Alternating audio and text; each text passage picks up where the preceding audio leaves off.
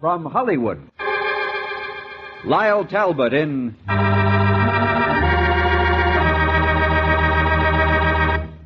The Unexpected. The Unexpected. The Unexpected. Life is filled with the unexpected. Romantic, tragic, and mysterious endings to our most ordinary actions. Dreams come true, or dreams are shattered by sudden twists of fate in The Unexpected.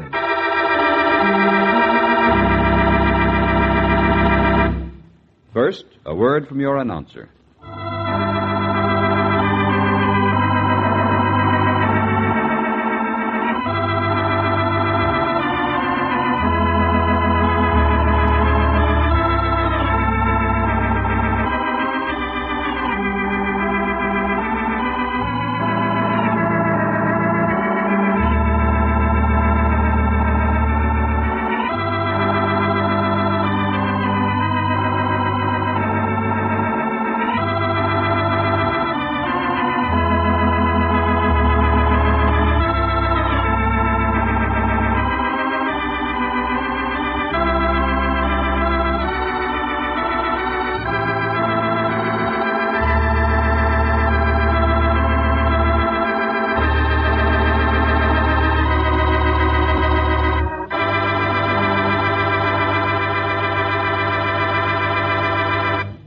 And now, Lyle Talbot, famous motion picture and stage star, in The Tulip Garden, a drama of the unexpected. That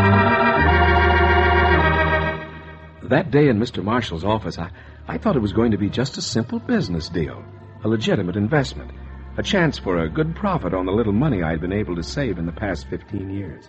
I simply had no idea it was going to involve murder.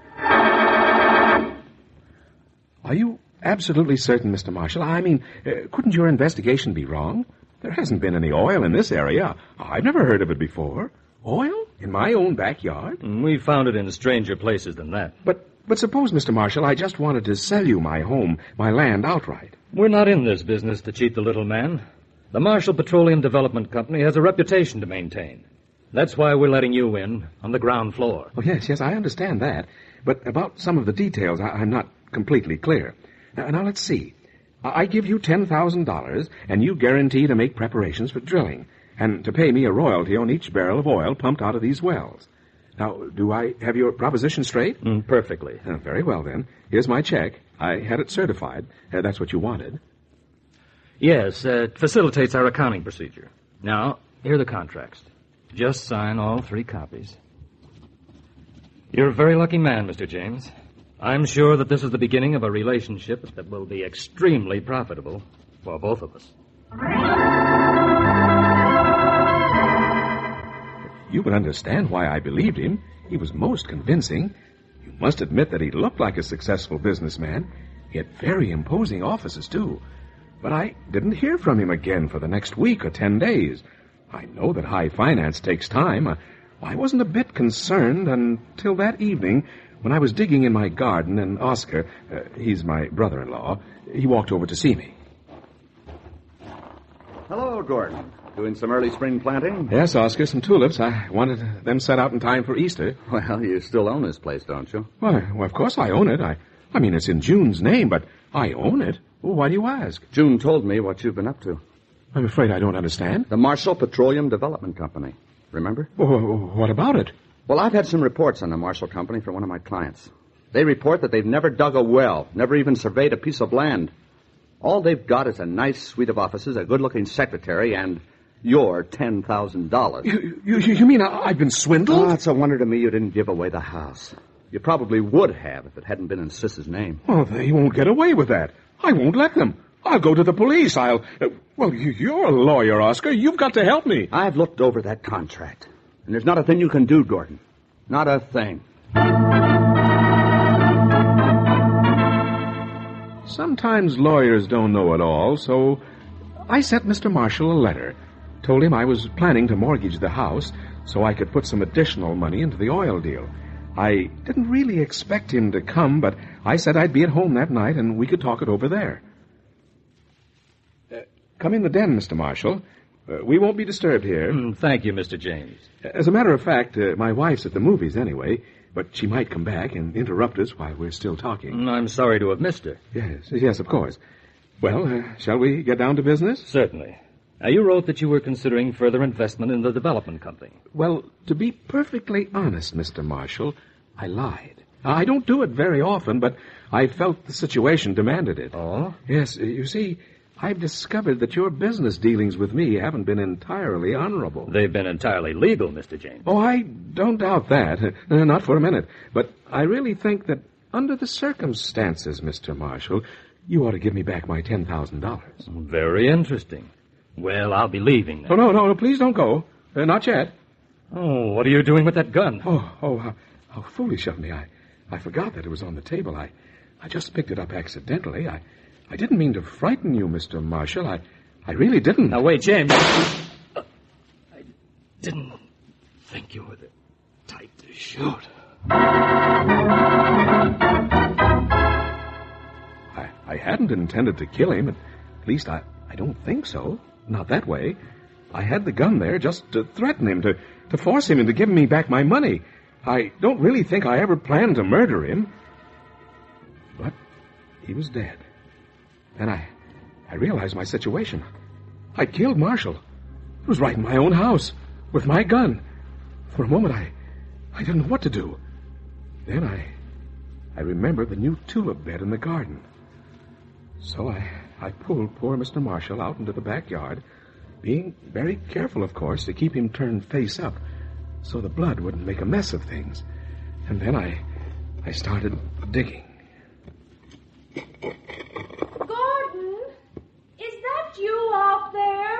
Yes, dear, it's me. Well, what are you doing in the garden at this time of night? Why, just a little spading around the tulips, dear. I was restless. All right.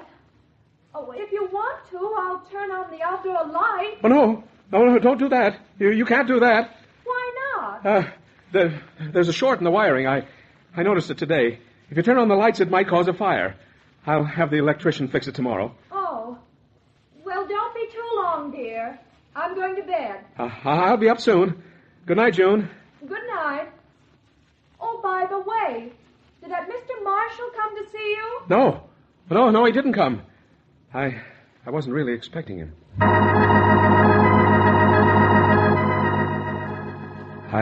I got up very early the next morning to see if the tulip bed looked natural, and I decided I had done a very satisfactory job. But I still didn't feel safe. Mr. Marshall might have told his secretary he was coming to see me. Perhaps my letter to him had been found. The next few days I was terribly afraid that someone would come to me and start asking questions.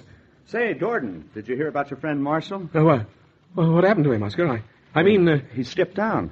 Oh, I see. Just in time, too. I understand the DA was swearing out a warrant for his arrest. Oh, I guess he was lucky then. Yeah, and they found a lot of money in his safe. Well, Gordon, it looks like some of you who invested in this setup might get it back. Oh, really? And if you do recover that $10,000, you'd better put it in June's name, too. Yes, I might take your advice, Oscar. Well, it's about time. Now, come on, let's go out into the garden. I want to look around. Yeah, well, what for, Oscar? Oh, it's supposed to be a secret from you. What is?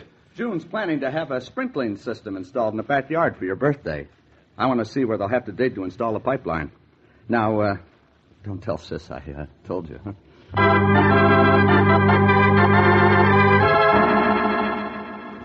Of course, I couldn't let them go digging in my garden. I had to stop Oscar somehow. I thought of all sorts of excuses. Told him that it would be too expensive, that June couldn't afford it. That it was too late in the season anyway, but Oscar insisted. Then I had an idea. Listen, Oscar, I'm going to have to give up gardening. Doctor's orders. Something about my heart. You know, not dangerous, but no exertion anymore. No unnecessary strain. Oh, really? Oh, I haven't even told June. I didn't want to alarm her. I've decided to turn the backyard into a barbecue, cement it over completely, cover up the flowers, the lawn, everything. I think that's the thing to do, don't you? Well, I guess in that case there's no point in talking about the sprinkling system. No point at all.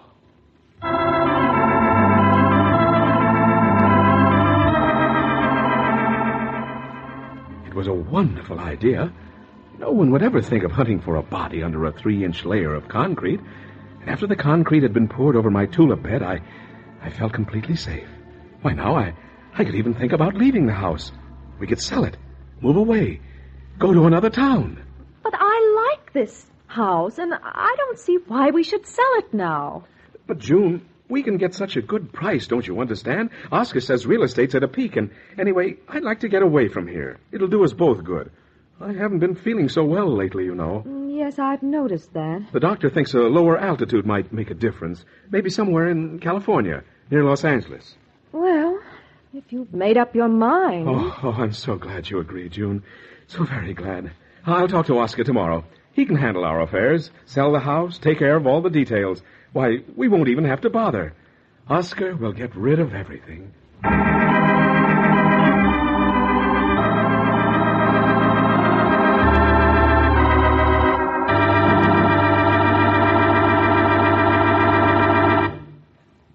You think the story is over, don't you? But wait. Fate takes a hand. Wait for the unexpected.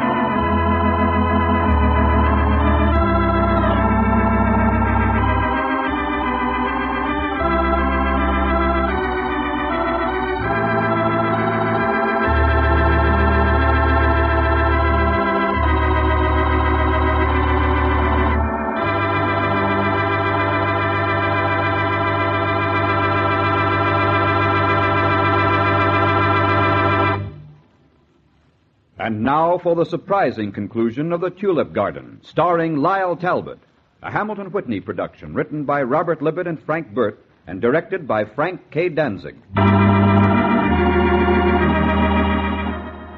Well, Oscar sold our house all right, and we moved out to California. I took a little place near Riverside. We have our own orange trees right in the backyard. June and I have been very happy here. That is, until this morning when the letter came.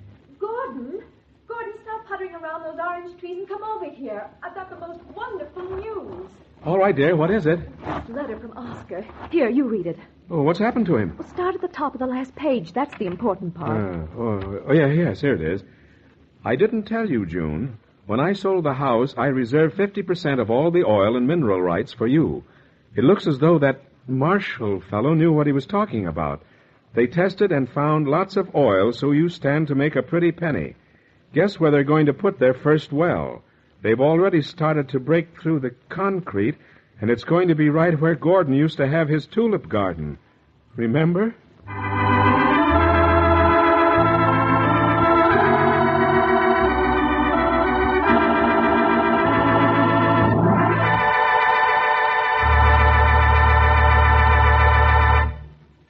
The Tulip Garden starred Lyle Talbot. Listen soon for another exciting story when one of your favorite motion picture stars meets the unexpected.